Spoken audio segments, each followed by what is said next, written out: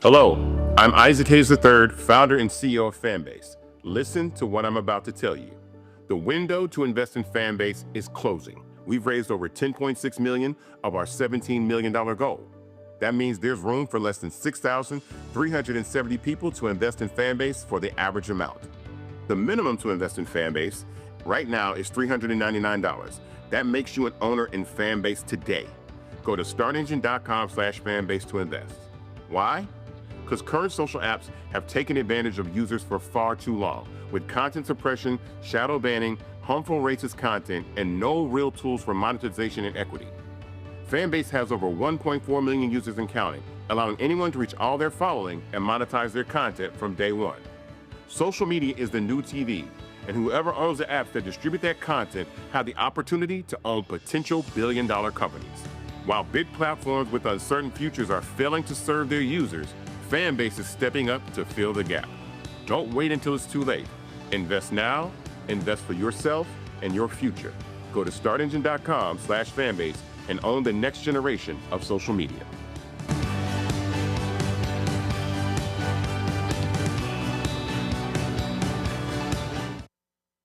Folks, Black Star Network is here. I'm real revolutionary right now. Support this man, Black Media. He makes sure that our stories are told.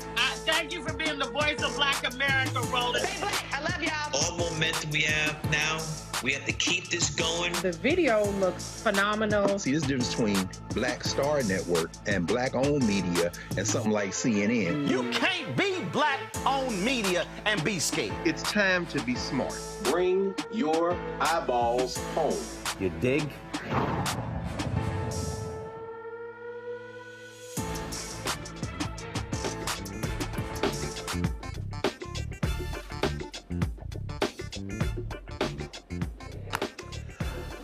Hey folks, today is Monday, April 28th, 2025, coming up on Roland Martin Unfiltered, streaming live on the Black Star Network. I'm here in Houston. Pastor Ralph Douglas West, the Church Without Walls, had his annual golf tournament. And of course, I'm a member and I stayed here and played. So we're going to chat with him. We're going to talk to him about Bishop T.D. Jakes' huge announcement over the weekend that he is stepping down as senior pastor and turning it over to his daughter and son-in-law. Also, baseball legend Gary Sheffield is here. I'm going to chat with him about all the drama in the NFL. We're dealing with Shedeur Sanders and people saying that Dion was being too much of a father. I know Gary got to say something about that. Folks, we're here in Texas, and a black chef in Dallas gets tased and detained after falsely accused of having drugs. Chef Michael Singleton will be joining us to talk about the craziness that happened in the airport. Also, a black man is suing the Spokane, Washington Sheriff's Office for excessive force for falsely being labeled a trespasser at his own apartment. Donald Trump's Department of Justice, we keep telling y'all, shutting down voting rights cases. More to talk about. In North Carolina, St. Augustine University, getting sued for firing a coach for breach of contract. More drama at that North Carolina college. Folks, it's time to bring the funk. I'm Roland Martin Unfiltered on the Black Star Network. Let's go. He's got it. Whatever the miss, he's on it. Whatever it is, he's got the scoop, the fact, the find. And when it breaks, he's right on time and it's rolling. Best believe he's knowing. Putting it down from sports to news to politics. With entertainment just for kicks, he's rolling. It's on go, roll, roll, y'all.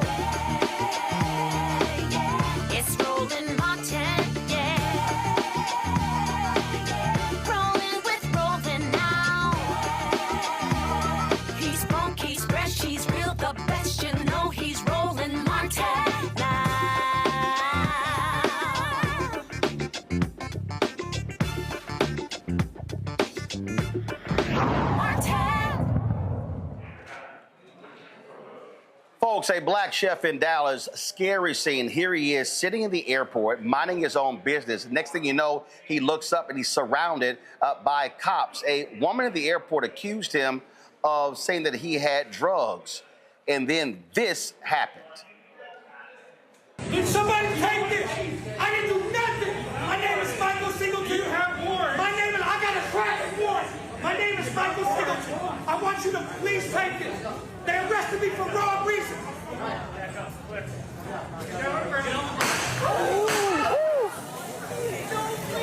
No, why would y'all do that? He was standing still.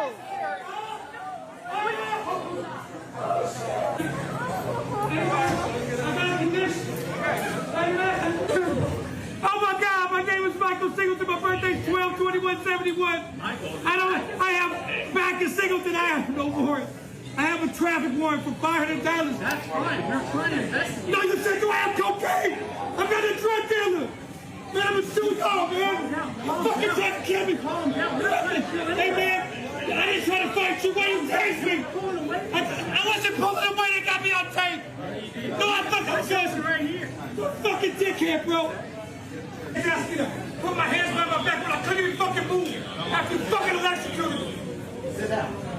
You keep telling me to do shit like I can't, you dumb fuck. Come on. Man, fuck you. I just got tased for nothing. Hey, man, somebody please have this on tape. Michael Singleton, back to Michael Singleton.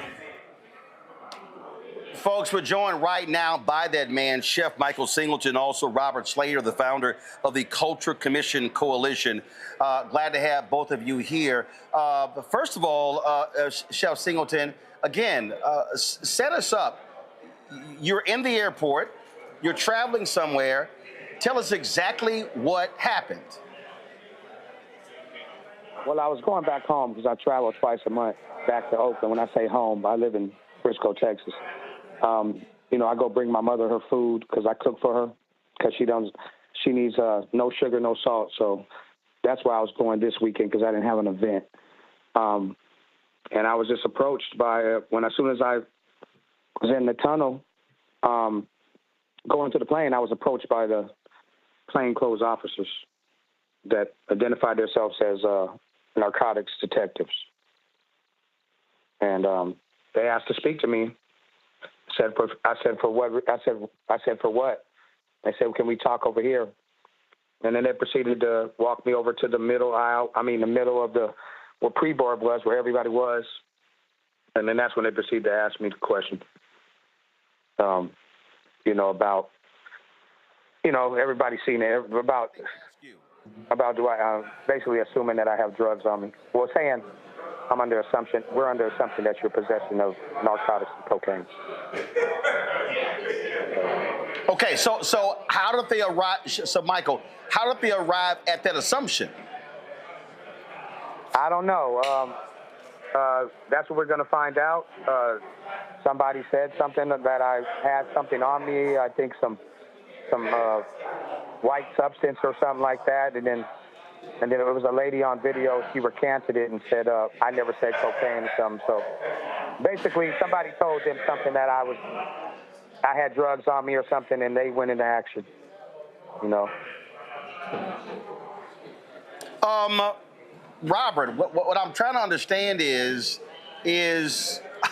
again, cops walk up, they don't see anything. Like, what's the probable cause did they have to search Michael? Mr. Warren, that's what we're trying to find out right now. I have sent a demand letter to the new chief of police of Dallas. No response. We have sent a letter and a complaint to the city. No response. The clock is ticking. There's a lot of answers. There's a lot of questions that are unanswered.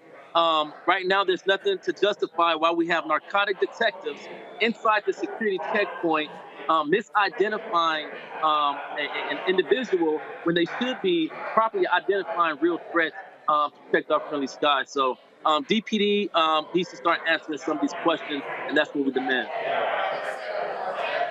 Now, DFW, this took place at DFW Airport, correct? Love Field. Love Field, gotcha. Okay, so that's why I asked, because if it was at DFW, but Fort Worth and Dallas have oversight over that airport. So, so Michael, when they approach you, how did it escalate to the point where you get tased? Well, you know, like everybody's seen the tape. I just basically said that he asked me, can I search you? I said no, and just basically just went into action without I didn't even know why I was being arrested. When I said I have nothing else to talk about, and I didn't know why, and then that's when they went into action. This is, obviously, absolutely a strange case here. Have you hired legal counsel? So, Roland, that's what the Kojak Commission Coalition is. We're an advocacy agency that encompasses in-house legal as well as medical, trauma support, PR, so on and so forth. So we're a one-stop shop. We have an expert legal team that is investigating and looking into the matter and to advise what steps are next. But going past any civil matters, our number one goal is to see what is the systemic breakdown so this can stop happening. Enough is enough. And Dallas should be tired of these shoot first, ask questions later situations. But our ultimate goal is to be solution driven. And it's great that Mr. Singleton, that is his goal as well. So we will not stop until we look at their training practices and their policies, and that they have a public accountability on his behalf, because Mr. Singleton has not gotten an apology. He has not gotten a reason. And I'll further say that we found out just as recently as 2 hours ago, as they are ignoring our demand for the police report, they turned around and leaked the police report to some media to show one-sided bias. If they keep playing them games, then we will reciprocate in the same matter legally, and also demonstrate and we'll call for everybody jobs that sit in an official capacity for Dallas. All right, then. Well, certainly keep us abreast of developments with this case, because it absolutely is quite strange. Chef Michael, we certainly appreciate it. Thank you so very much. And also, thank you so very much, Robert. Thank you. Thank you. Thank you for having me. All right, certainly appreciate it. Thanks a bunch. I'm going to bring in my panel right now. Joining us, Dr. Omi Kongo, being a senior professorial lecturer, School of International Service, American University, author of Lies About Black People, How to Combat Racist Stereotypes and Why It Matters. Joining us from D.C., Kelly Bethea, Communications Strategist from D.C., Derek Jackson, Georgia State Representative out of Atlanta. Omi Kongo, I'm going to start with you. I mean, listen, if I'm him, I'm thinking the same thing. I'm boarding a flight.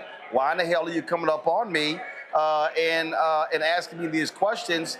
And if you're the cops, you need to have probable cause to accuse somebody of having drugs.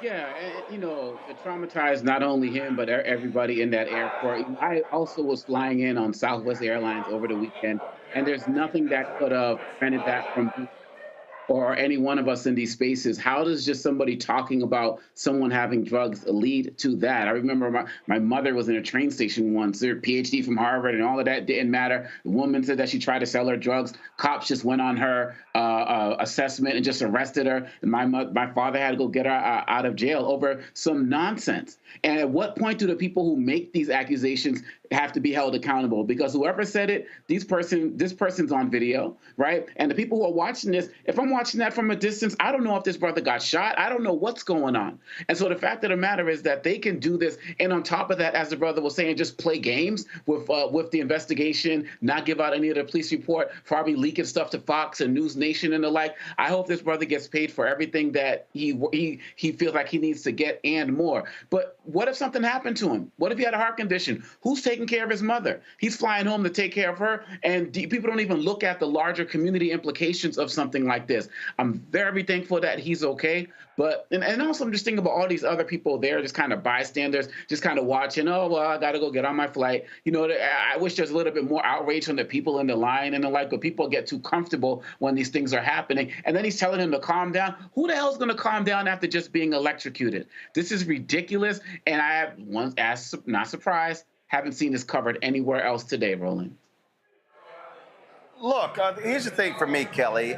If I am this chef and I'm boarding a flight, I fly all the time. I've got 2 million plus miles, almost 3 million miles. And I'm gonna tell you right now, if I'm getting on a flight, minding my own business, typically I got my earbuds in, all of a sudden the cops stop me and accuse me of carrying drugs, I'm gonna be pretty damn pissed off. And as well you should, because you were minding your business. Like you said, you set the scene. You got your headphones in, you trying to get on your flight, minding your business, and out of nowhere you have cops showing up accusing you of something that, one, you haven't been doing, you're not even aware of it, but also you have no idea where this came from whatsoever. And it's just unfortunate that the only time you see something like this is when it happens to people of color. Like, I would be absolutely shocked if I saw that kind of behavior towards a person of a lighter hue. It simply just does not happen. Certainly not at the rate that it does for people who look like me and you. To echo Dr. Makongo's sentiments, I am very glad that this man is frankly alive because, like he said, we don't know the health conditions of this man. We don't know what he was going through.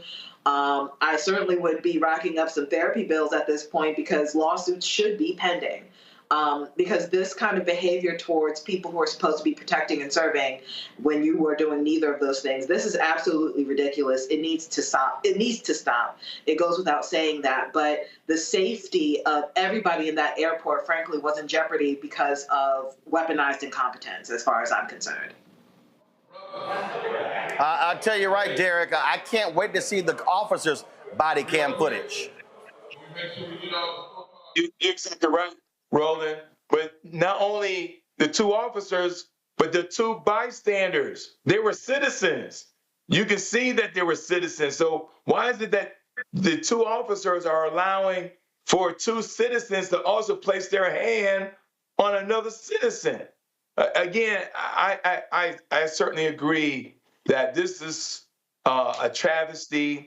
And just doing this a little bit of research, Roland, over 1,081 citizens have died from being tased. 1,081 citizens have died from being tased. So this is another demonstration that law enforcement have a lack of substantial reasons to use excessive force. And this is another reason why the community trust in law enforcement continues to be eroded. This is another reason why we have to address these kind of implications, because when you think about the lack of accountability and the lack of training and the lack of the protocols that are in place. He was already at the boarding gate, Roland. So that means he already went through TSA and several checkpoints where there's dogs, where there's x-rays, where they've already examined. And so if a citizen is at that point of boarding a flight, they've already went through several checkpoints. And so this Michael Singleton could have been any one of us, and he needs to be awarded. But more importantly, these two police officers and these two citizens should be dealt with and held accountable. Indeed, indeed. All right, folks, hold tight 1 second. We got to go to break. We come back. A black man in Spokane, Washington. Same drama. Mistaken identity. It's amazing how it keeps happening to black people over and over and over. We'll talk about that also. Bishop T.D. Jakes, huge announcement over the weekend, announces that he is stepping down as senior pastor of the Potter's House. We'll show you that announcement and talk about that reality and also what he plans to do next. All of that right here. Roland Martin Unfiltered, the Black Star Network, live here at the Houston National Golf Club for the Reverend Dr. Ralph Douglas West Golf Classic. We'll be right back. This week on The Other Side of Change. And this is a special episode that is near and dear to our heart, especially during Earth Month, where we're going to talk about how the environment impacts our everyday life and what you can do to help solve it. The issue is that the movement has not historically created a connection with us and has had narratives that really speak to our unique lived experiences and the environmental burdens and hazards that we experience. So there's really a narrative shift that needs to happen for the mainstream climate and environmental movement to really position itself as one that is for all of us. Only on The Other Side of Change on the Black Star Network. Hey, what's up? It's Sammy Roman. Hey, it's John Murray, the executive producer of the new Sherry Shepherd Talk Show. It's me, Sherry Shepherd, and you know what you're watching, Roland Martin Unfiltered.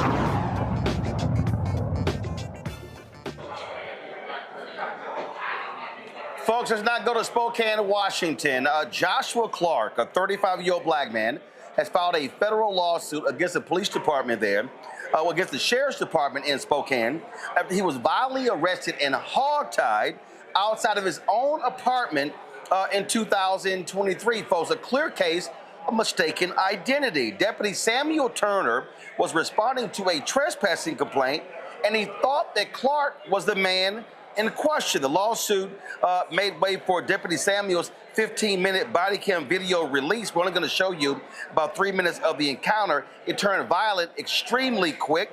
Folks, the video is very disturbing. Now, here's the deal. Clark was hit with 3 felony charges, including assaulting an officer.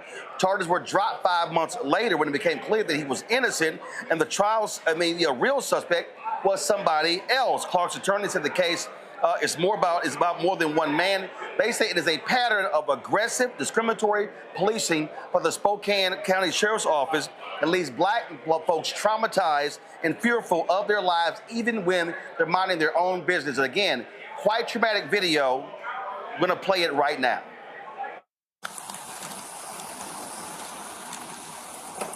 How you doing, sir?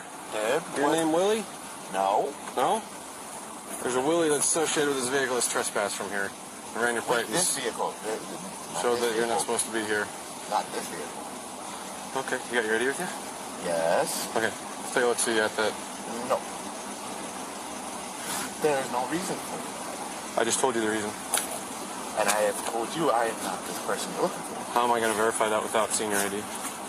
Well, due to the fact you can ask any of the staff members here if I've been trespassed. I'm asking you.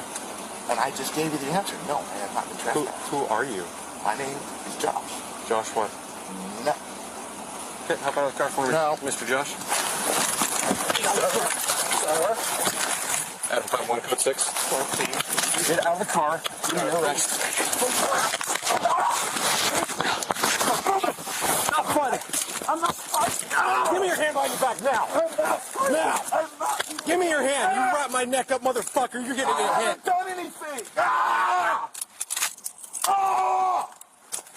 Ah! Give me your other hand now. Ah! Ah! Get off. Stay down. I'm trying to tell you where it is, goddamn. Fucking stay still. Stop fighting. I'm not trying to fight. This is uncomfortable as hell, please. Let me just readjust my body so I can be more comfortable, officer. Now sit on your butt. Officer. Sit still. Hi. He didn't want to be arrested is all. For what? So. He lives here. What's the issue? I'm conducting an investigation. Yes, sir. All right, and he decided he wanted to fight with me, so. Fight? You got I questions, haven't I'll done come talk to you in the anything. office here in a minute. Okay, he does live here, though. Okay. I haven't fought anybody.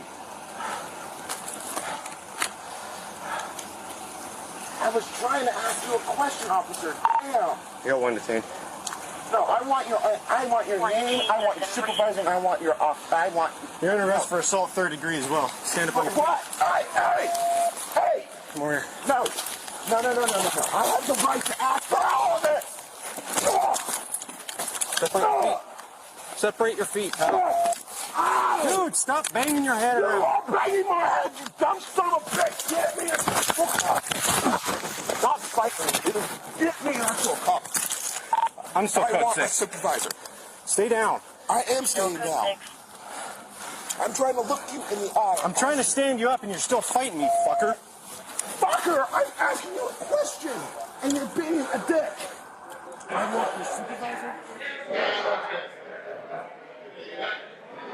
You know, Derek, every time we show one of these videos, it is always the same thing with these cops in terms of how they treat folks.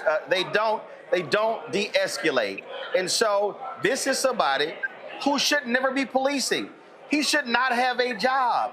And this is what's insane is these cops, they act like thugs as opposed to ascertaining exactly who the proper suspect is.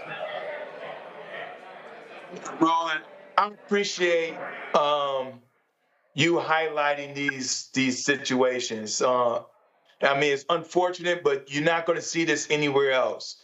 The reason why I appreciate you highlighting this because you got to think about the physical and psychological harm to Black people in the United States. He was just sitting in his vehicle, Roland. And so it will be hard for any one of us, including myself, for a police officer to roll up and start asking questions and get out the car when you're not doing anything. So there's the physical aspect, there's the psychological aspect of harm around this, but then we got to explore the consequences of these wrongful arrests. I mean, in this age of anti-DEI, in this age where we don't have a Department of Justice, and I'm sure we're going to talk about later on during the show, that's chipping away around the civil rights protections that we have in this country. And so these kind of incidents, the frequency, unfortunately, is going to get greater and greater because this body camera evidence clearly shows that this law enforcement individual is violating policy. He's violating protocols because this citizen was doing absolutely nothing to in a matter of 2 minutes to go from sitting in the driver's seat to now you're face down on the ground in excruciating pain. Listen, Kelly, the point that Derek makes there is true. You've got a Department of Justice. This Trump DOJ, they're going to give that cop a medal.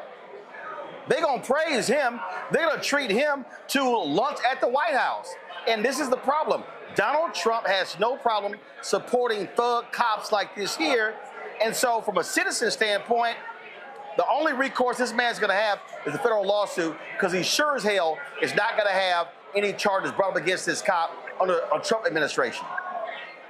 And that was actually going to be my point as far as recourse is concerned, because frankly, I'm even concerned about the federal lawsuit route on the civil side, because you got to pray that you get the right judge for it. Because right now, it just feels like we're in a free-for-all when it comes to justice, how to get justice, who's going to get it, and who's going to be held accountable for actions like this. Because everything is up in the air right now. When you do not have a political and moral backbone to say this is wrong, you, a cop who is supposed to be protecting and serving the public, this is wrong.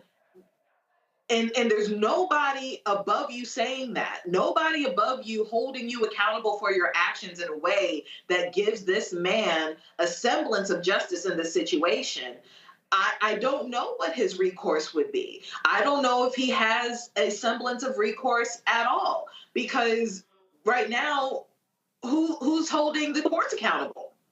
No one's holding DOJ accountable. Certainly no one's holding the president accountable. You know, I am gravely concerned for the uptick in incidents such as this, because we essentially have been given permission to, and by we, I mean just generically, have been given permission to do whatever we want in the worst possible way. You know, I'm gonna kind of go again. I mean, it's like Groundhog Day. I mean, it's over and over and over and over and over. And we have to do these stories. And people need to understand that this is our reality of being black in this country. And you know what? I keep saying, whether fiscal conservatives, whether people who say we're wasting billions of dollars on police elements, they're always quiet. You never, ever hear them say a word. And they're going to keep staying silent. And that's why we have to keep bringing up these stories. The man is in his car. Anybody who pulls up the registration of this man's car is going to see his name, is going to see his face. They didn't even have to have a further conversation. And the way that they just treated him like a piece of trash, just tossed him around. And, you know, and they're saying all of these things on camera to help them with their case. You know, oh, he's fighting me. And he's like, I'm not fighting you. And then they have the nerve to say, oh, can you stop banging your head against our car?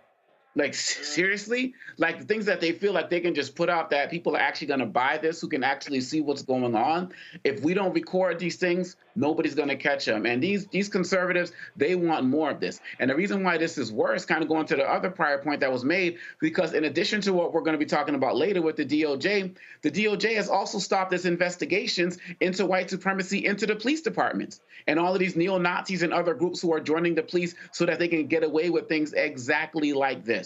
This is torture.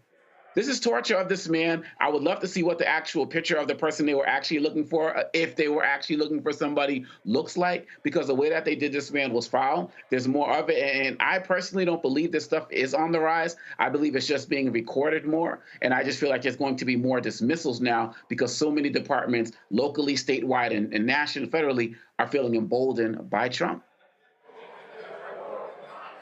All right, folks, hold tight 1 second. We come back. We're going to talk about Department of Justice pulling out of more voting rights cases. Also, Bishop T.D. Jakes announces he is stepping down as senior pastor of the Potter's House. All that we're going to cover right here on Roland Martin Unfiltered on the Black Star Network. Support the work that we do.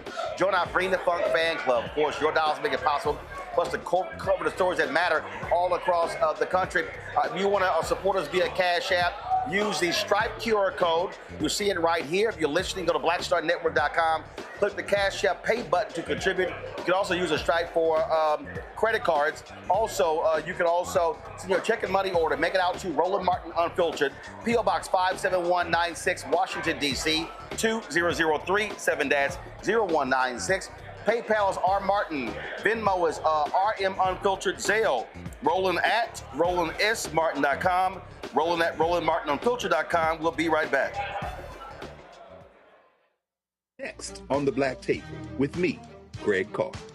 It's a rare occasion when a course taught in high school becomes a topic of national conversation, let alone a burning controversy.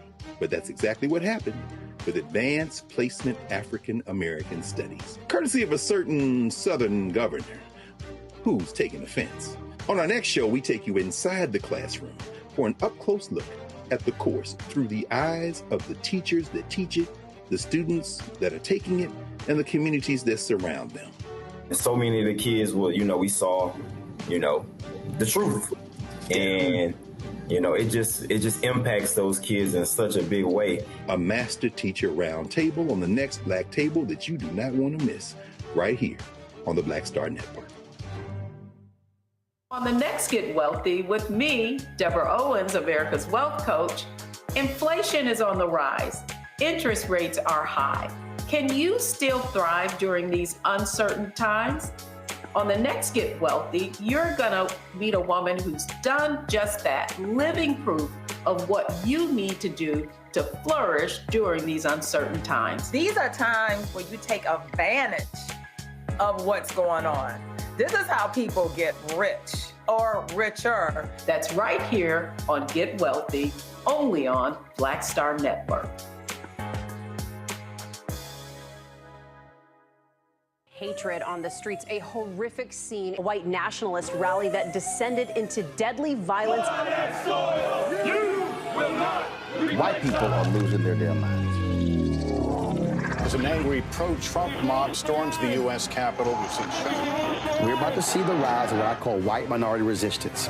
We have seen white folks in this country who simply cannot tolerate black folks voting. I think what we're seeing is the inevitable result of violent denial. This is part of American history. Every time that people of color have made progress, whether real or symbolic, there has been what Carol Anderson at Emory University calls white rage as a backlash. This is the rise of the Proud Boys and the Boogaloo Boys. America, there's going to be more of this. Here's all the Proud Boys, guys. This country is getting increasingly racist in its behaviors and its attitudes because of the fear of white people. The fear that they're taking our jobs, they're taking our resources, they're taking our women. This is white fear.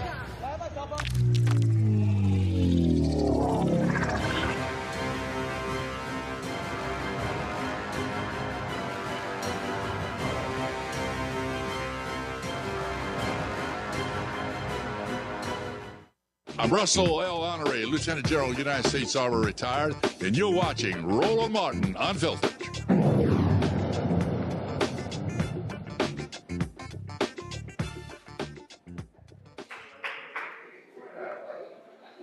Folks, we told you Donald Trump's Department of Justice does not give a damn about black people at all, and we are continuing to see what has taken place where they are pulling out of voting rights cases, raising significant alarm. Less than a month after Trump ally Harmeet Dillon took over the Civil Rights Division, all senior career managers in the voting section, including Chief Tammy Hagler, were removed from their roles and reassigned to low-level positions. Attorneys were also ordered to dismiss every active voting rights case without explanation or any meetings. This voting section is responsible for enforcing federal laws that protect against voter discrimination, especially as states pass more restrictive voting measures. The new leadership has shifted the division's focus from protecting marginalized communities to advancing Trump's priorities, which is, of course, lying about voter fraud. You know, this is a thing, Derek, that we kept warning people about. We kept warning them about Project 2025 and what was going to happen. So for the people who sat on their ass and stayed at home, for the people who complained about Vice President Kamala Harris, so guess what happens? They're now going to be focused on voter disenfranchisement, removing polling locations. We're going to see more actions by these conservatives taking place all around the country, and the people who, again, stayed at home, who complain, guess what? This is the result of when you do that. You're exactly right, Roland. I mean, when you think about how we were sounding the alarm about Project 2025 on your show daily, we were talking about Project 2025, and for some reason or another, 89 million registered voters did not vote. I don't think that the 89 million, if they believed it or not, but we went through all 922 pages, and there was not one page, not one paragraph in there that helped Black people. And when you think about the essence of Project 2025, not only were they going after the Voting Rights Act of 1965, but they're also coming after the Civil Rights Act. We also talked about how they're going after the Fifth Amendment, due process. They're going after the 13th Amendment, 14th Amendment, 15th Amendment. They want to disenfranchise Black people in the United States.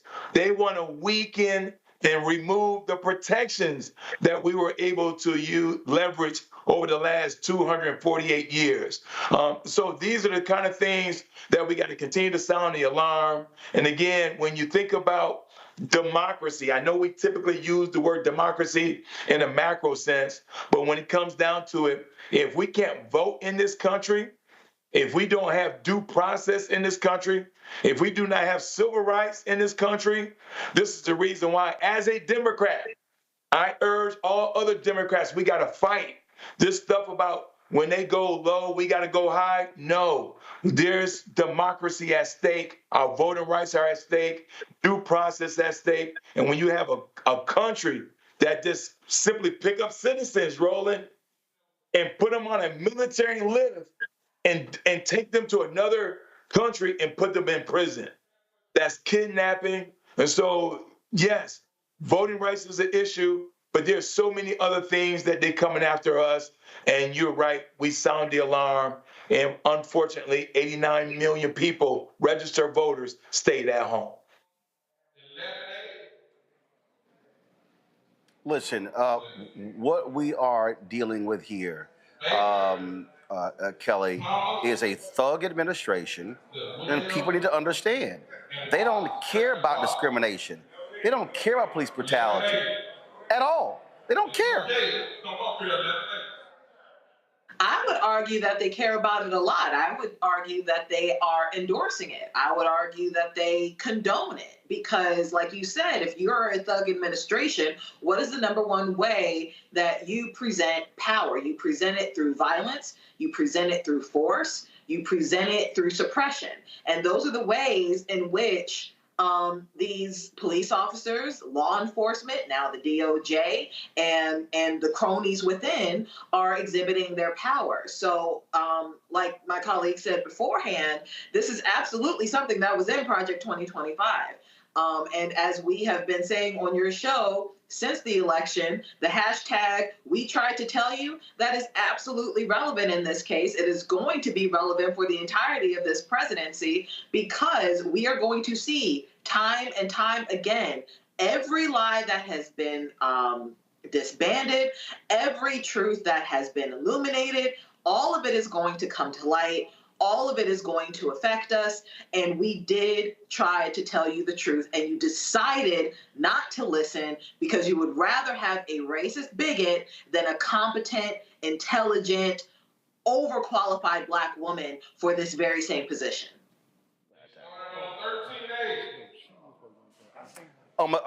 Congo, again, we just need to understand the reality of what we're facing. We need to understand that as long as that thug is there, that criminally convicted felon in chief, as long as he's there, we're not going to have any federal oversight. This is not going to happen. And this is also part of Trump setting himself up to have a third term.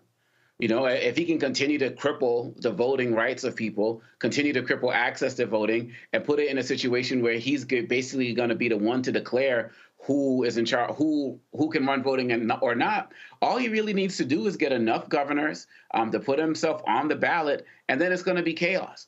And so this voter disenfranchisement, people need to understand that this is not just happening at a small level. This is part of a national campaign. And as a network that, like we are here, who has always taken this man seriously, when he talks about staying in office, if you saw that interview with the Atlantic over the weekend, he said, in my first administration, I had to take care of the country while dealing with all, these people who are out to get me in my administration. Now I can just focus on running the country and the world. Like those were his words.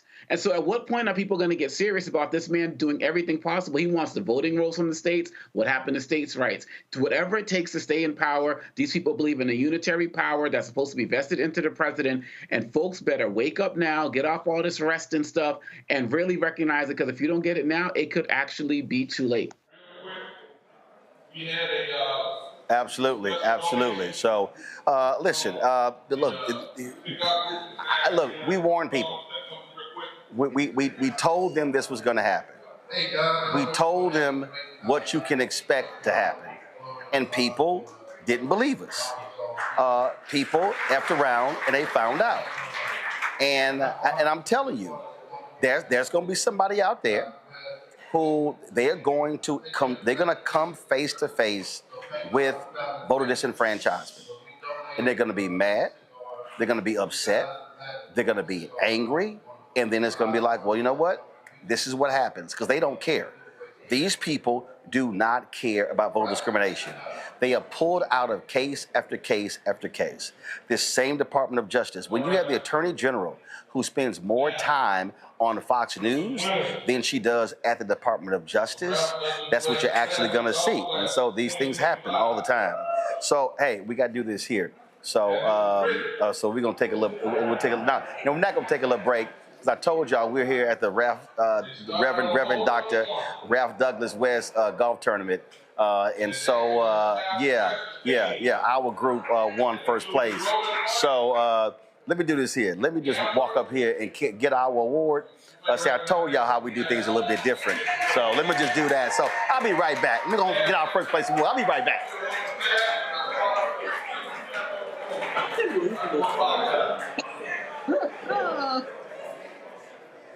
So we were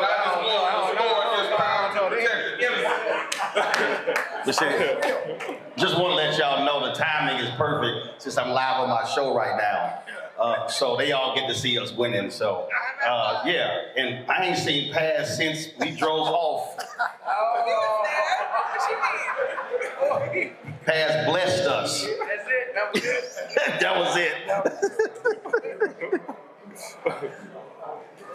All right. Yeah, I said that. I said it. He was there. He was there. He was there in spirit. Y'all taking a picture? Come on. Y'all take a picture. Okay, come on. Go ahead. Y'all ready? First, man, turn hard. Turn that camera. Now you can fit everybody. Everybody was in there. 1, 2, and 3. Got it. I sent it to you. All right, you come to the back for an interview in a minute. Hey, real quick, one more. Come on, I gotta go to work. Right here. I'm live. Come on, I gotta go to work. Right here with the cameras we paid for. Right. Come on now. Y'all looking at 2 different cameras. There you go. Come on, baby. You got to snap that. I gotta go to work. Come on, man. Come on. Here we go, Pat. I ain't joking. I'm live. Okay, get it from her. All right. Get it from her. What's up? No, seriously, I'm working. Hold on. All right, so I told y'all. Hold, let me go ahead and put my earpiece in. See.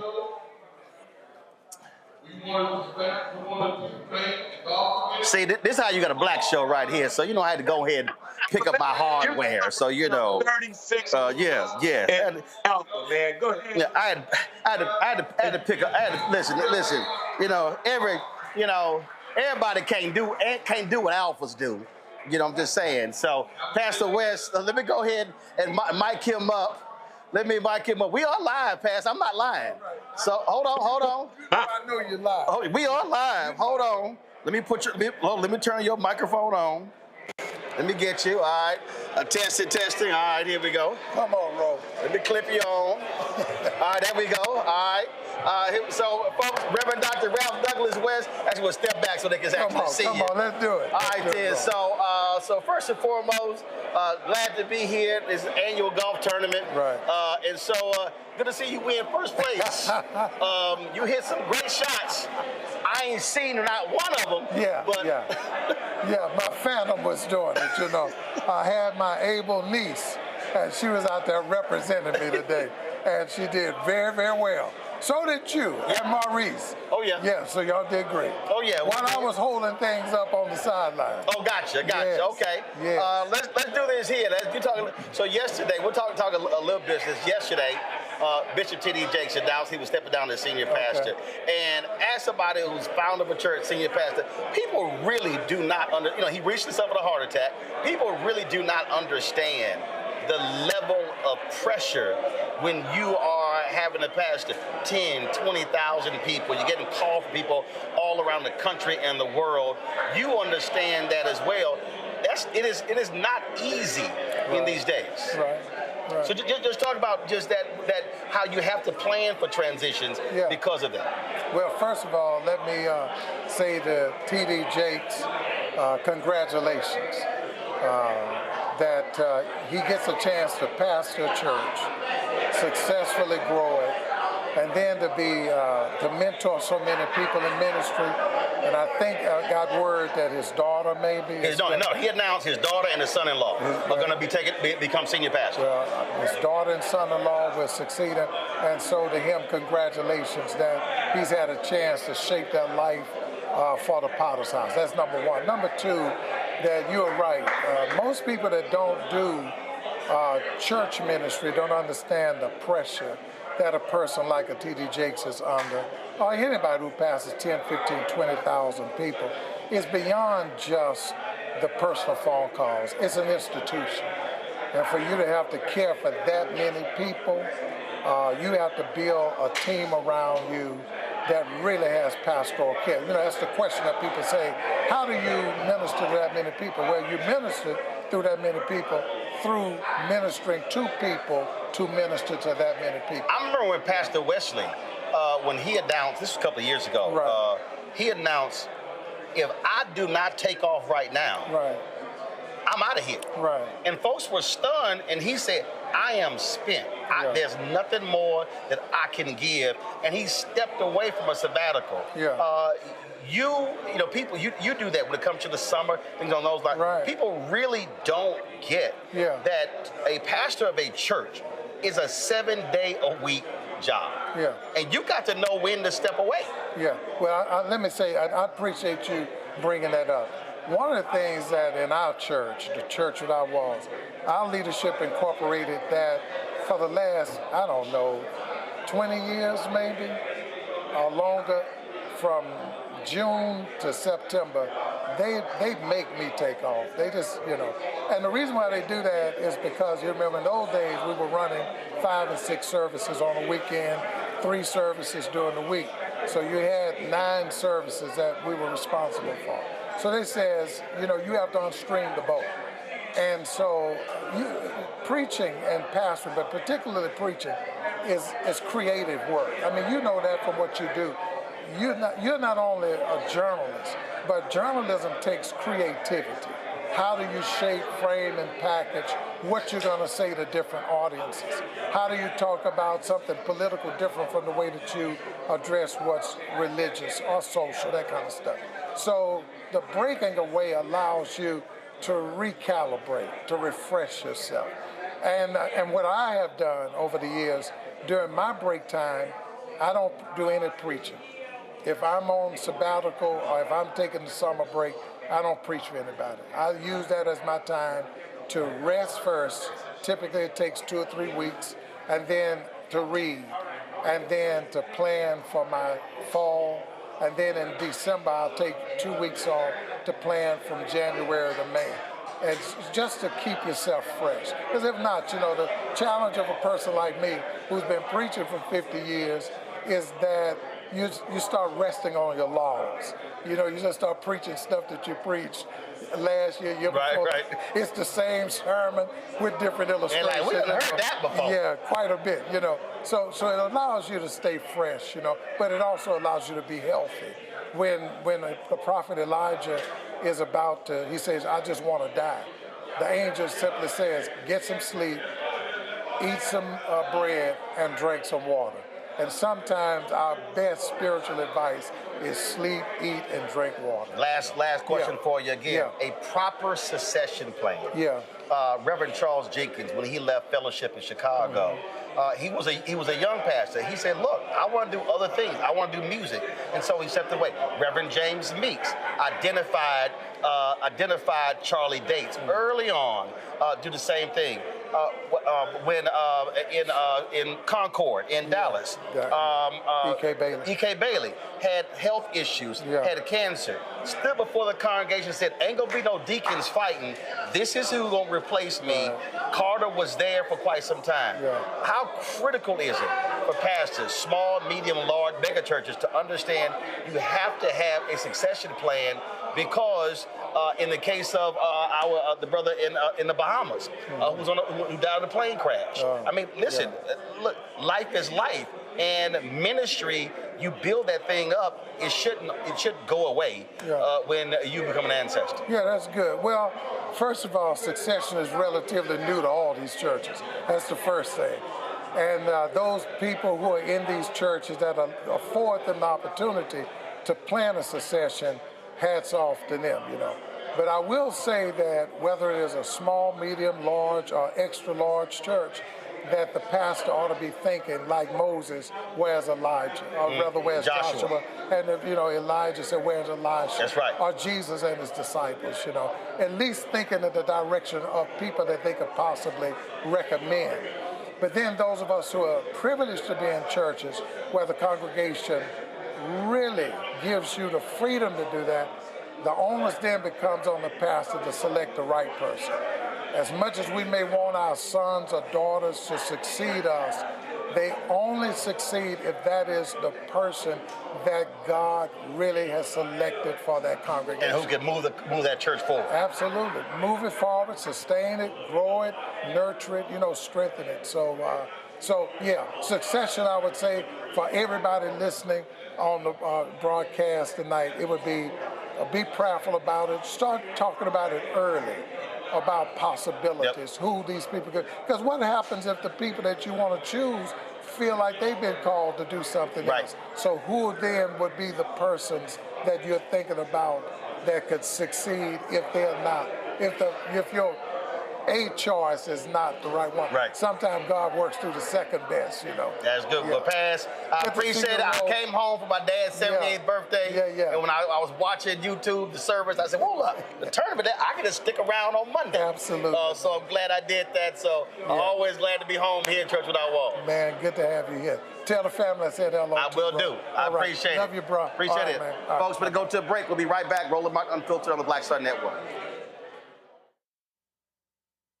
On the next, A Balanced Life, we're talking about the stress of stress and trigger warnings, looking at those areas in our lives where we often don't turn the page or turn the corner, but giving us the ability to really take a deep dive and look at who we are, the people around us, and the ways in which we're triggered. A lot of times we are so stressed out because we are trying to control things that are outside of our sphere of control. That's all next on A Balanced Life on the Black Star Network. This is Tamala Mann. And this is David Mann. And you're watching Roland Martin Unfiltered.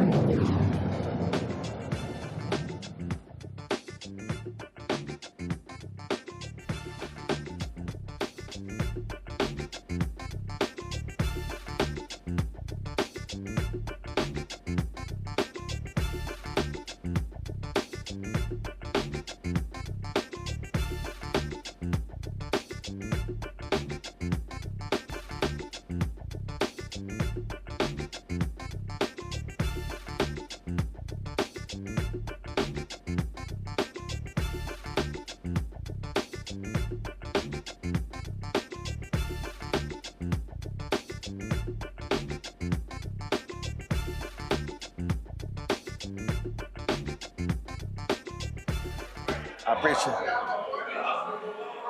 All right, folks, you heard us just talking about Bishop T.D. Jakes making the announcement that he is stepping down as senior pastor of the Potter's House in Dallas. This is yesterday's announcement.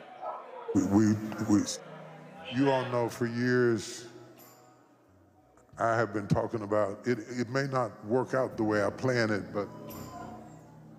but I get on my knees and pray, and I plan my life in decades. How many of you remember me saying that? Not days, but decades. Because major moves take time. It may look like it was suddenly, but you don't know what the background work was.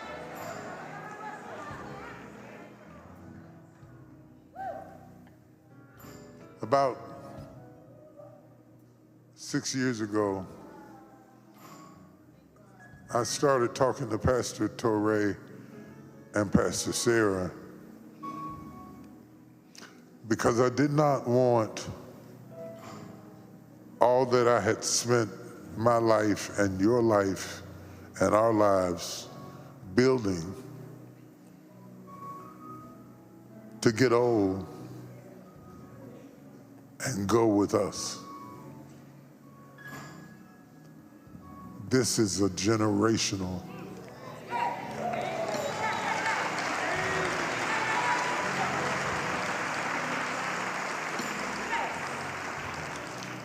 And even though she was busy doing Woman Evolve and he was busy pastoring One LA,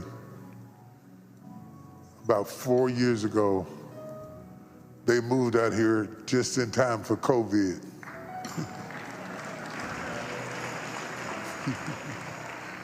God has a sense of humor. He throws you in the water and then says, swim. So for the last 4 years, they have been swimming. I talked to the board because I was concerned. I have seen too many men build something and stay so long that they kill what they build. What you gotta understand is it's not so important that you just know when to grab a hold.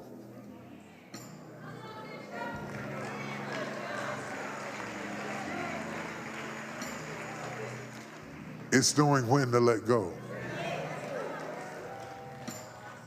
Now, there's some other things that I'm assigned to do, both here and outside.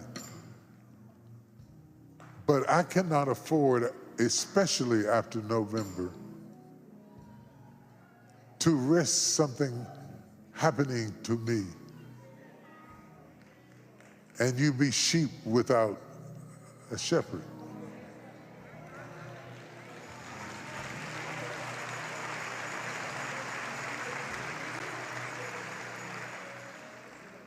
I cannot afford to let all the work of all the saints living and dead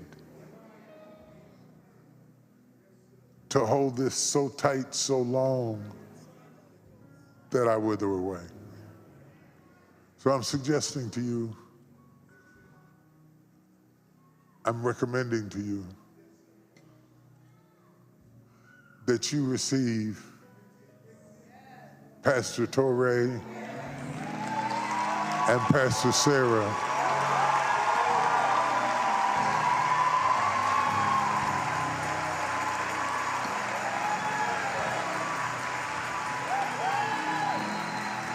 Come on, come on, come on, come on. Come on. Come on. This is legacy.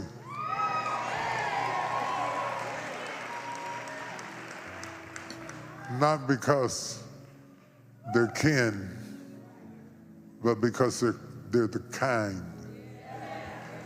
They've immersed themselves into the DNA of this church for years. Sat quiet, preached. What you didn't know from November forward, they've been running the church anyway.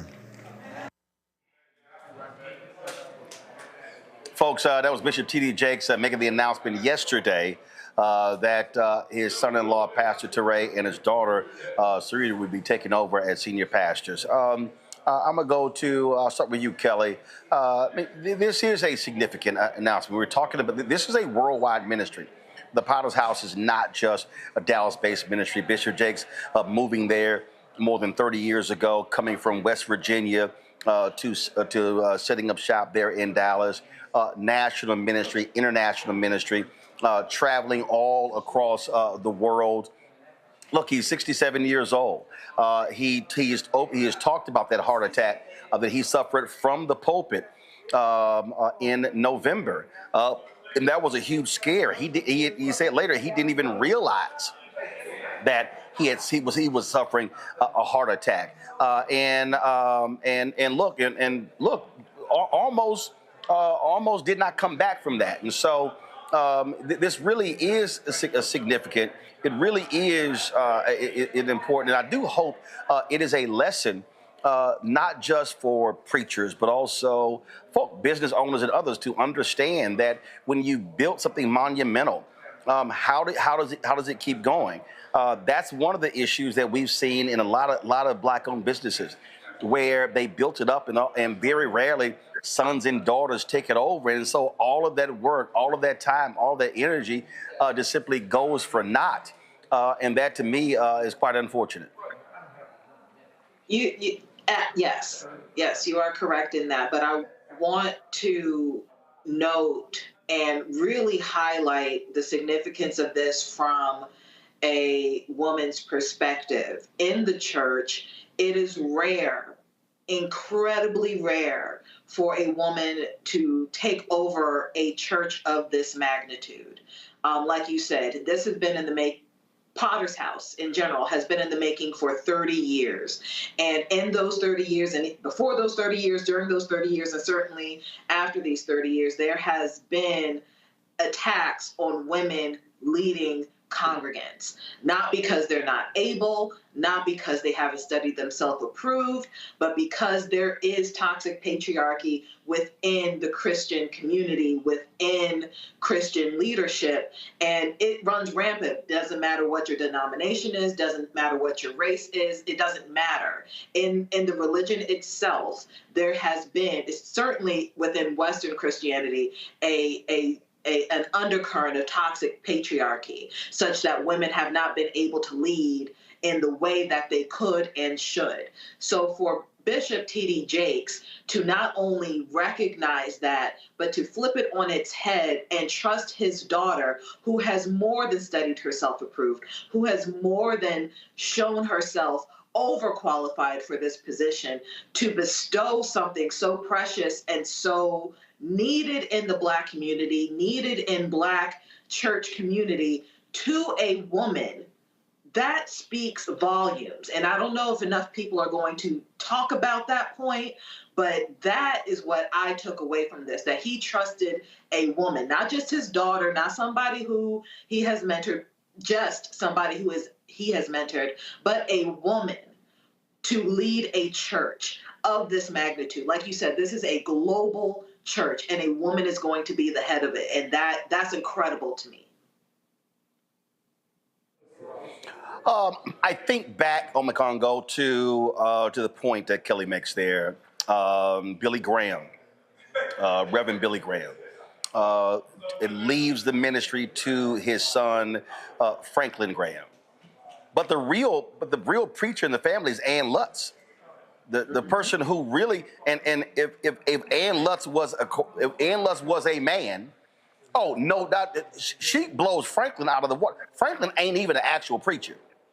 Okay, so the real person who truly follows in the footsteps of Billy Graham is his daughter Ann Lutz, but she's a woman. And that's how Franklin Graham was able to take the mantle of his father's ministry. Yeah, you're absolutely right. And when you look at something like that, like the Potter's House, I mean, you're talking about a church that started with a man who, would pick up people to drive them to church, preach to them, and then drive them home. I mean, you want to talk about starting from the bottom and building an international organization. And so on two levels, I see something amazing. Number one, the fact that what you and Kelly are talking about as well, passing this over to a woman to lead this. And like you said, she and her husband have been running it ever since, the heart attack happened. That's powerful. And I think it's also powerful to show that, yes, this is a church that we're talking about. And you talked about businesses, but they're also, I'm thinking about the legacy civil rights organizations as well, and people not seeing the handoff take place. And unfortunately, sometimes things don't happen until somebody dies. There's documents, people are claiming this and that and this and that. He made it all official. He made it public for everybody to see. Doesn't matter what anybody says, this is what's going down. And that's really important. And so I think in addition to other churches, and in addition to businesses, other leadership and legacy organizations also could learn from this example. So in this brief moment that he has put out to the world, it was actually something that was very monumental and can be actually consequential if more of us would follow that example who lead these other churches, organizations, and businesses as well. Oh, absolutely. And Derek, it is, again, I hope other people learn from it. And you heard Jake say in terms of what's been built up. But he also, in a press release he announced, he talked about things that he wants to do. He really wants to now focus his energy on creating economic opportunities for African Americans and others. He has his organization in Good Soil. He really wants to be focused on the economic piece. With now that his time will be freed up, no longer being the senior pastor of the Potter's House. Yeah, you're exactly right, Roland. And I want to just build upon what Dr. Omakamogo and Kelly. When you think about a mega church, it's a mega business. when you think about a congregation of 20,000 people or more, the responsibility goes well beyond just delivering powerful sermons, on a weekly basis. When you think about the role and responsibility that his daughter is about to step in, she's more than capable, not just in preaching and teaching, but talking about making sure that payroll is met. And the thing about this story, Roland, for me, it highlights the most important thing, and that's succession planning. We as Blacks do not do succession planning as much as we should. I can only think about, Coretta Scott King. She was thrusted into, with her role after Dr. King was assassinated. And it demonstrates that, to Kelly's point, that a woman has the capability and the capacity to get things done. We have the Dr. King federal holiday because of Coretta Scott King.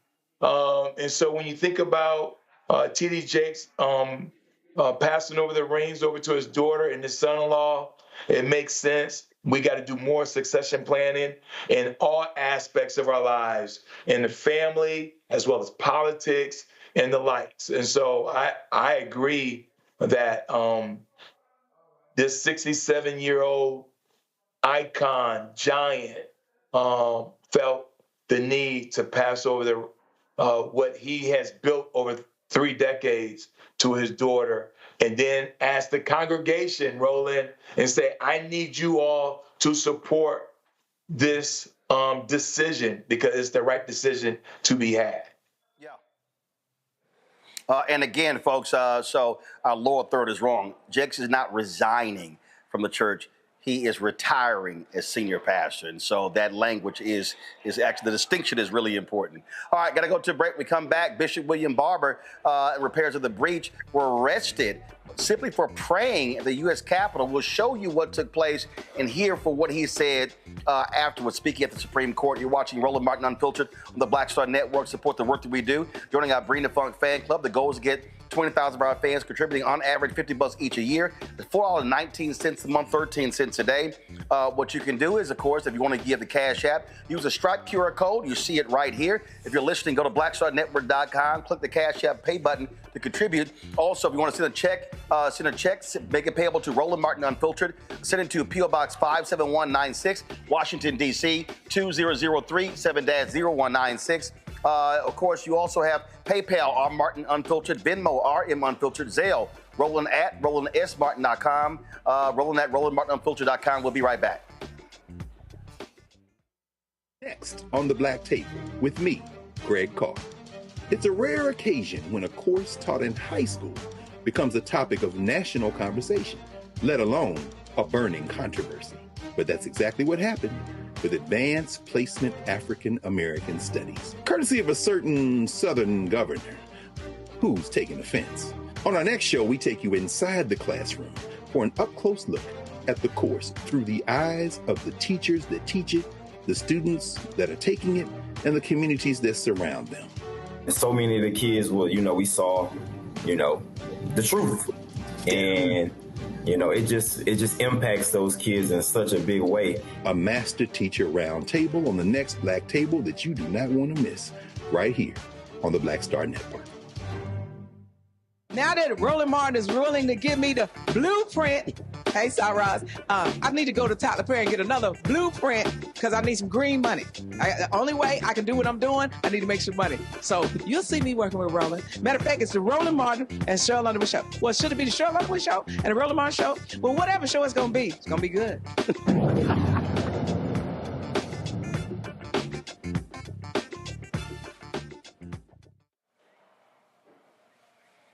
Folks, Moral Mondays came to Washington, D.C. today, Capitol Hill. Bishop William Barber and repairs of the breach. Remember, they did this in North Carolina, really changed that state. They are focused on the budget. The Republicans are looking to gut services all across this country. And so they came to the U.S. Capitol to pray. And guess what? They end up getting arrested. Now, remember, when a conservative came to play a guitar there. Oh, lawmakers are walking up to him like it was no big deal and encouraging him. But literally, they actually arrested these religious folk for praying in the U.S. Capitol. Here's what happened today in the Rotunda.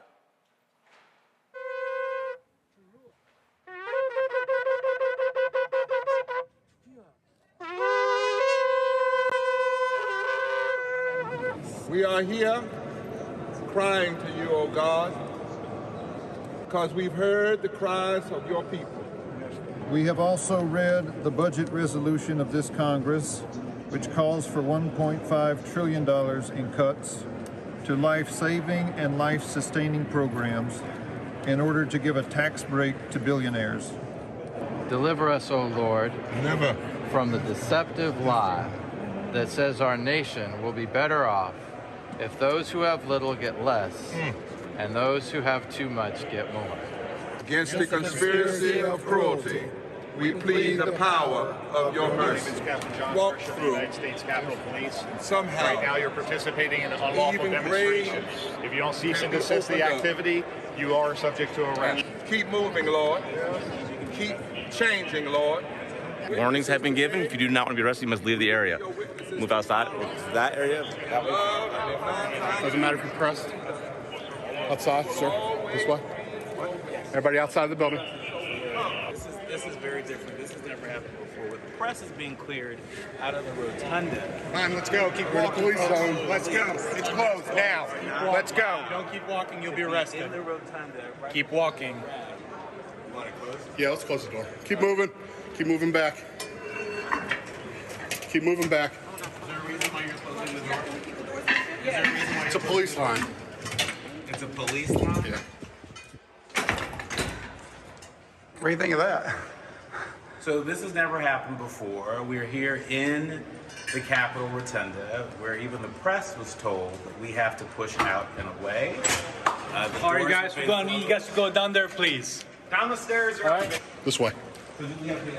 Stop pushing. You can go down there. Down the stairs, please. Let's go, folks. Go. Out of the building. Let's go. They're not allowed in there right now. Press isn't allowed in.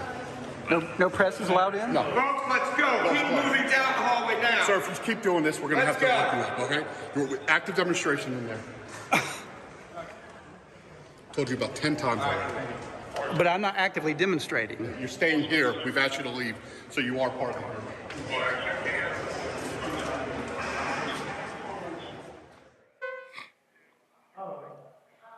That is absolutely BS. Religious folk praying, they call it an active demonstration, and then you see they don't give a damn about the First Amendment. They kick reporters out of the Capitol Rotunda. Well, before that action took place at the U.S. Capitol, there was a news conference taking place outside of the Supreme Court. A number of people spoke. This is Bishop Barber. Yes, this is not, Moral Monday has never been about just kind of a justice fellowship where we come to feel good. We come to cry. Not just cry out. But if in this country right now, you have people and you're watching them get up in the morning and the only thing they can think about is how many people they can hurt, and they got the power, at least the temporal power, that's a time for mourning. That's right. It's a time for us to, the first move in any nonviolent type of protest is, first of all, you got to get your facts so that you're not focusing on personality but policy and the real problems. And second of all, you have to make sure, as we did on Ash Wednesday, that your adversary actually knows what's bothering you. You don't just start doing things. You actually have to have the kind of redemptive hope that you believe if you show the folk the fact, they would change. And you can't be frivolous about that. They may not, but you have to believe in that possibility, because if you give up on humanity, then you're doing the same thing they're doing.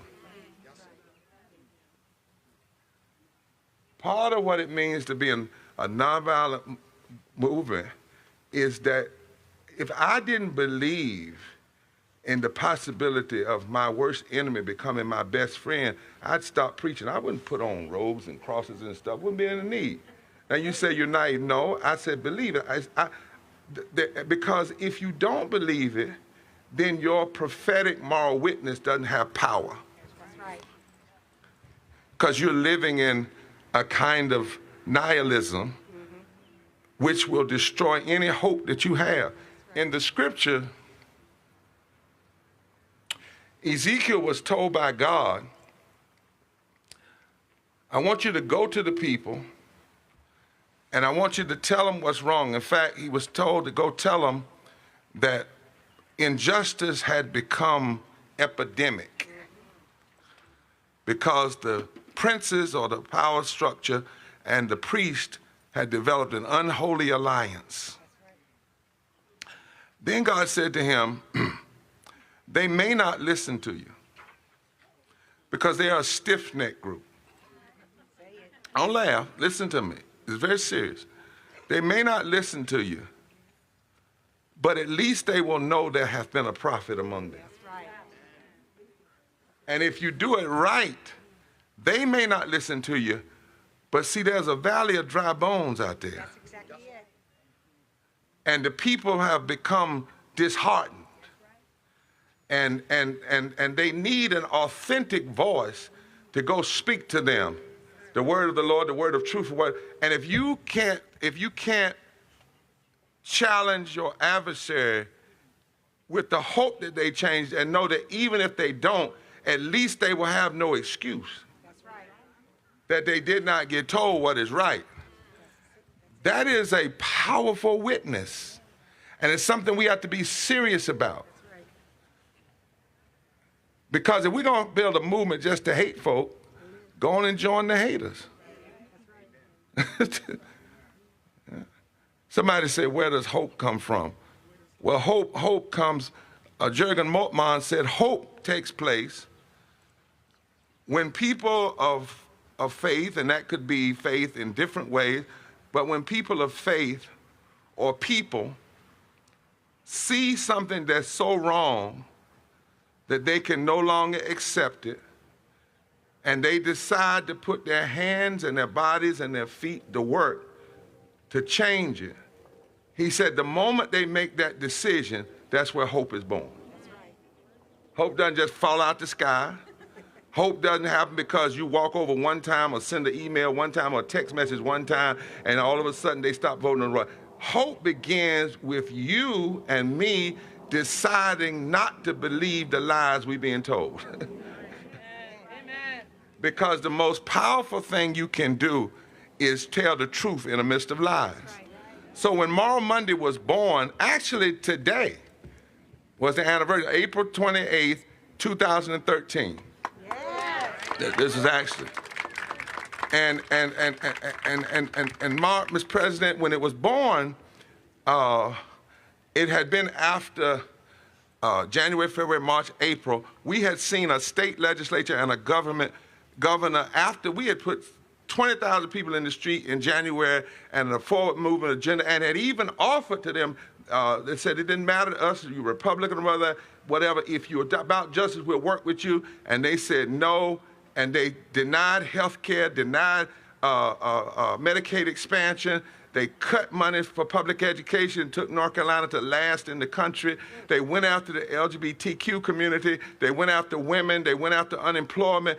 And then during Holy Week, before they went home for recess, they wrote a bill in the state Senate that changed 40 laws, was an attempt to change 40 voting laws, to take voting in the backwards direction rather than forward. And the bill was so bad that when they put it in the computer, this is true, they put it in the computer and the computer kicked it out and assigned a number to it. The computer named it Senate Bill 66666.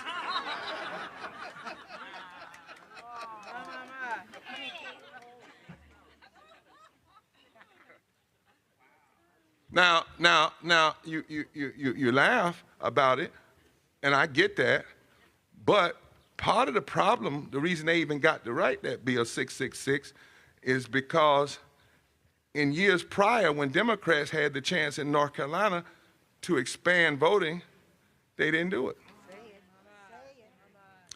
And when Democrats had a chance to block, see, moral movements have to tell truth both ways. Moral movement don't tell truth one way. The sword of the word cuts on both sides. How did they get the power to do that? In 2010, there was a redistricting plan when Section 5 of the Voting Rights was still in place, and it was pre-cleared, even though 4 years later the court said it was racism with surgical precision. Now, if it was racism with surgical precision 4 years later, it was racism with surgical precision 4 years earlier. That's right. But in an attempt to compromise and play games, Democrats allowed it to go through, and then that created this super Tea Party pre-mega majority that then writes Bill 6. So all of us need to repent. That's exactly right. Right? And so what happened is, Dr. Jackson, is when they wrote that Bill 666, they set it to the side. And this is what they said. They said, now we're going to wait until the Supreme Court makes its decision on the Voting Rights Act. And when the Senate and so what we said was, we can't wait. And we may not have the votes to stop them, but just because the Supreme Court of this world makes a wrong decision, it doesn't stop the Supreme Court of God from not standing up for the right decision. Folks, that's called moral leadership, and of course Bishop William Barber. So it was Bishop Barber who sent me this tweet earlier. I want y'all to check this out here. This Jack Jenkins posted this tweet. Reminder, when right-wing activist Sean Fulton held an impromptu evening worship service in the Capitol back in 2023, police occasionally walked in to speak with lawmakers participating, but no one was arrested. Isn't that quite interesting? The actions that Bishop Barber is engaged in, Derek, I think is critically important because the budget cuts Republicans are trying to unleash really is about damaging the poor, the disenfranchised, and the needy in this country in order to provide tax cuts to millionaires and billionaires. Roland, if they go through with this $1.5 trillion tax cut, that's trillion with a T, $1.5 trillion tax cut, it's not only going to devastate a lot of citizens, both our elderly, our retired, and our children, but the disabled as well. It will negatively impact Social Security, Medicaid, and Medicare. Roland, when you think about this $1.5 trillion tax cut, when you have 73 million citizens that receive a Social Security check every month, they're playing games talking about, well, we made the system believe that this person was dead and they're still alive and well, right? They're playing games with folks who are on fixed and stable incomes. Those who need medicine, where now the pricing of medicine has ballooned again. Take insulin as an example. To go from a cap of $35 to now back to whatever that number may be, $200, $300. And so this tax cut, and again, this is where the Democrats got to sound the alarm. Again, that if it goes through, Roland, not only will it devastate a lot of citizens, but a lot of citizens will die. will die. That's the gravity of this. Congo? Yep. Congo? Yeah, I'm so glad that we're highlighting, Moral Mondays, because what's happening in this country right now is evil. It's depravity at the highest level. I know we're not talking, a lot about immigration today, but when you see what happened with the woman who was deported, but her son, who's an American citizen, was 4 years old, had stage 4 cancer, exported with her. And you look at the programs that are actually already being cut, right? That are already being cut or halted, or funding being, halted until they can check to see if it is in line with their ideology. They are killing people. And we should have paid more, not we here, but as a country, we should have been paying more attention when this started happening with USAID. But the Trump administration is so strategic because they know that they always go after groups and organizations or parts of the world or parts of communities that people don't care about. And not enough people were caring about people dying in Zimbabwe or Sudan or Argentina because of USAID money that got chopped up. And but people already started dying already. So they're like, well, successful there. Let's just bring it here. Add it to what are they getting rid of in this country? Meals on Wheels. All of these different programs, one by one by one, as they're also dismantling Social Security. When are people going to wake up? Unfortunately, in this country, too many people wake up until they actually get hit. And by that time, it's going to be too late because you already lost your job. You already lost your home. You already lost your access to low-cost insulin. How are you going to be even in a position to fight back? More people should have been down there with everybody who was there as part of Moral Mondays getting arrested. And if the cops didn't come, it wouldn't even have been a big deal. They weren't making as much, quote unquote, noise as that musician who you showed earlier. People were going about their business, but they want to make these things points. They want, just like that judge they arrested in Milwaukee, they want to make these points that they are in charge. And we're not going to keep stopping. And so much props to Reverend Barber and everybody who was out there, as well as the press who documented this for us. Kelly? I feel like I'm grieving the state of our nation and what it was and what it will never be again. I do not know how we come back from this level of depravity, because it really does feel like history is repeating itself as far as what we went through in World War II with Hitler. It's almost the exact same playbook, bar for bar, as well as the trajectory of the events happening at almost the exact same pace as what happened with Hitler pre-World War II. This is frightening to me. This is very frightening. And I appreciate the highlighting of this issue.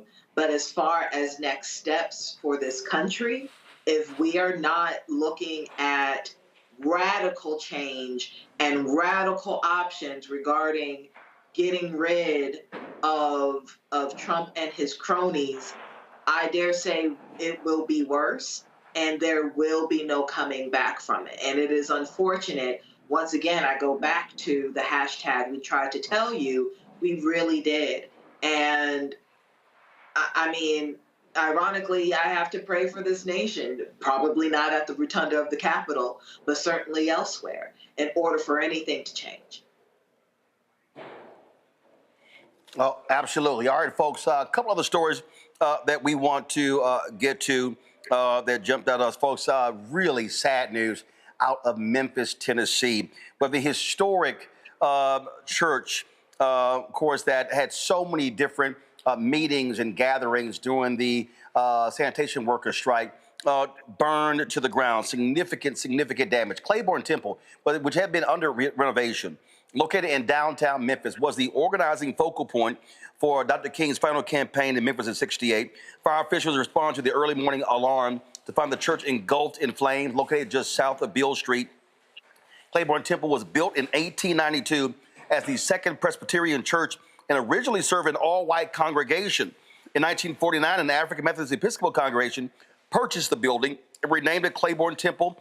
Before the fire, the church was undergoing a $25 million restoration project, which was scheduled to be completed next year. And again, just some really sad news because they were working so hard to restore that church. Now it all begins anew.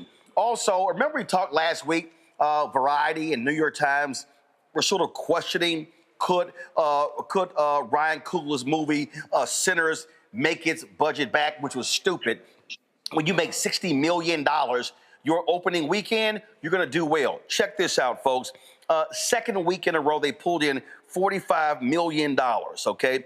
That was only a 6% drop from Easter weekend debut. That is the smallest drop in any genre since Avatar in 2009. It is unheard of for what has been categorized as a horror movie, and it's already grossed $120 million domestically, a $90 million budget. This right here is phenomenal. Derek Omekongo, Kelly, first of all, any one of y'all see the movie? Twice. Again. Yep. All right, so say it again, Omekongo. So Kelly said twice. Omekongo, you saw Derek, you haven't seen it? This weekend. Yeah, Derek, you like me. Well, you like me. I'm planning on going to see it at the IMAX. Because first of all, we've been busy.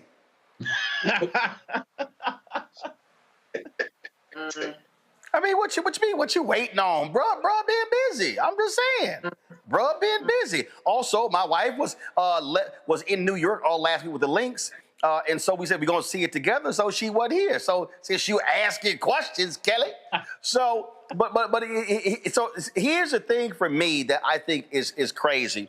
Variety looks real stupid. The New York Times looks real stupid, questioning somehow. In terms of what's going to do well. I mean, this movie is on its way to $200 million, or even higher. What it also says is that original movies with original concepts can still work. Everything is not about, of course, a superhero movie, and that to me I think is important. So it's a lot of people, Omekongo, with egg on their face who were questioning the opening weekend of Sinners. Yeah, and it was so great that we had Omar Miller on, last week to talk about it. And one of the things that stuck with one of the things that he said was that this movie's not only doing so well, but it's not Black trauma porn. And this could be revolutionary for the industry if they pay attention. Because when you look at the movies that have majority Black cast that start doing numbers like this, it's movies or have an impact like this. It's movies that are not Black trauma porn. Movies like this, Black Panther as well. Obviously that's Marvel and everything, and Ryan was involved in that. But the way that this movie is going, it beat out The Accountant as well, part 2, that everybody else was talking about and saying, go see that and everything.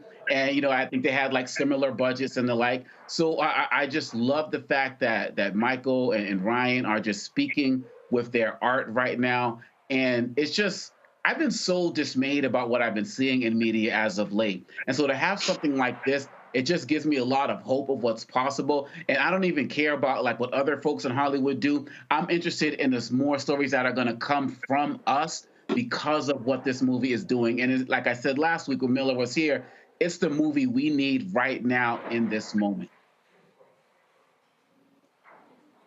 Kelly? I mean, I couldn't agree more. This was one of my favorite films to date, really ever. And I am a self-proclaimed scaredy cat. I do not do horror movies. I do not believe in spiking my adrenaline levels any further than they need to be. I'm already a Black woman in this world. I am stressed enough. I don't believe in paying to watch horror films, but something told me to go see this film. And it is one of the most incredible pieces of art that I have seen in a very, very long time. I haven't even been looking at the reviews from Variety and stuff. I saw the headlines and I immediately dismissed it because it was giving hater. You know what I mean? Like it was giving, we want to sabotage the results of this film because we didn't believe in it, we being the mainstream media. And I have just kind of delved into every think piece, every presser clip, every promo clip. I wish I was here when Omar was here because I absolutely love his work as an actor in general, but he really outdid himself in this role. Everybody outdid themselves in this role. Shout out to the actress who played Annie, giving it up for the plus-size woman who was a legitimate love interest, not a trope, not a joke. She was a real, multi-dimensioned, layered character that a conventionally attractive Black man was in love with. You don't see that enough. I don't see that enough. And that alone was enough for me to see it not once but twice. I might see it a third time in the different formats that Ryan Coogler outlined that he showed the film in. Again, I can't talk about it enough without giving spoilers, but if you haven't already, go see this film. It's incredible. I love it, and I'm ready to see what else it's going to do as far as numbers and impact in culture. Derek, there's a lot of Hollywood media people looking real stupid for what they were writing about just a week ago. Roland, and listen, I have not seen the movie yet, Kelly, but it is on my wife and I to-do list because our schedule has been crazy. But when you think about the narrative, Roland, I just noticed that these same folks didn't do the same thing to Quentin Tarantino movies, right? I mean, it just always, folks always demonstrate that there are two sets of rules in our society. It's the same thing that, you know, they want to beat up on Coach Prime with Shador, but you didn't do that with Archie Manning with Eli, right? And so this falls in that same category. It's the same playbook that they continue to do over and over again. Ryan is a genius. He was a genius when even Marvel didn't give him all the budget that he needed for Black Panther, but it still turned out to be a blockbuster #1 box seller. So we're looking forward to go and see it, Sinners, before this week is out. All right, folks, that's it for us. A lot we're going to talk about tomorrow. First, we're going to talk about St. Augustine University, another lawsuit against them. Also, we talked about law enforcement. We warned everybody. Donald Trump has released another executive order where he wants to give protection to cops. He ordered the Attorney General to create a legal mechanism to indemnify them. Oh, and all those law firms that cut deals, they're going to be required to represent the cops pro bono. Oh, we're going to break all this down tomorrow on the show. Also, the Philadelphia Eagles went to the White House today, winning the Super Bowl. A bunch of Black players and others did not show up. But what's causing a lot of attention is Saquon Barkley, where he told folk he didn't want to hear them complain about him playing golf for Donald Trump. I said a couple of things to him on Twitter and Instagram. I got a lot more to say to his ass tomorrow. Yeah, it's going to be a little busy show tomorrow. I'm back in the studio, and y'all know I'm going to be ready to bring the funk.